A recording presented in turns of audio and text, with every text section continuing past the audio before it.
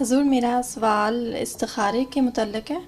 اس کے بعد اگر کوئی خواب آتی ہے اور شرح صدر ہوتی ہے تو اس خواب کو ایک شیطانی خواب سے ڈفرنس رکھنا، یہ اس کا بندہ کیسے فیصلہ کر سکتا ہے؟ بات یہ ہے کہ استخارہ کے لیے تم اس لیے کر رہی ہو کہ تمہیں ضرور خواب آئے تو غلط ہے.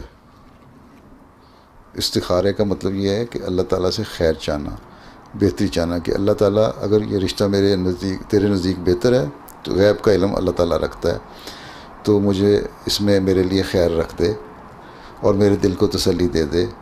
تسلی کے مختلف طریقے ہیں. بعض لوگوں کو خواب آ جاتی ہے، اچھی خواب ہوتی ہے جس سے دل کو تسلی ہوتی ہے، خوشی پہنچتی ہے، انسان سمجھتا ہے کہ یہ خواب میرے استخارے کا جواب ہے اور میں کر لوں، اور پھر دل کو تسلی بھی رہتی ہے. بعض وقت خواب نہیں آتی لیکن دل کو ویسے تسلی ہو جاتی ہے، انسان خوش ہوتا ہے اور تسلی ہوتی ہے کہ ہاں یہ رشتہ جو ہوا ہے میرے لیے بہتر ہے.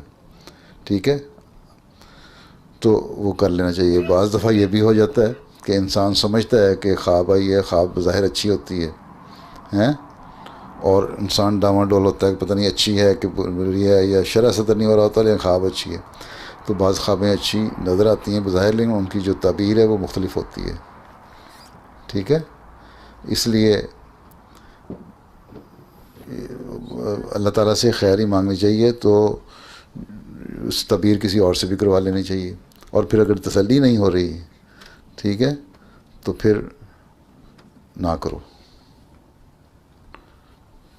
شیطانی خواب کا کانسیپٹ ہے؟ شیطانی خواب تو یہ ہے کہ آدمی تمہاری پہلی نیت ہو گئی تم نے یہ کام کرنا ہے ہیں، اور وہ کام بظاہر غلط نظر آتا ہو اور تمہیں خواب میں آ جائے کوئی بزرگ ہی آ کے کہہ دے کہ بڑے اچھا ہے کر لو، تو شیطانی خواب ہے.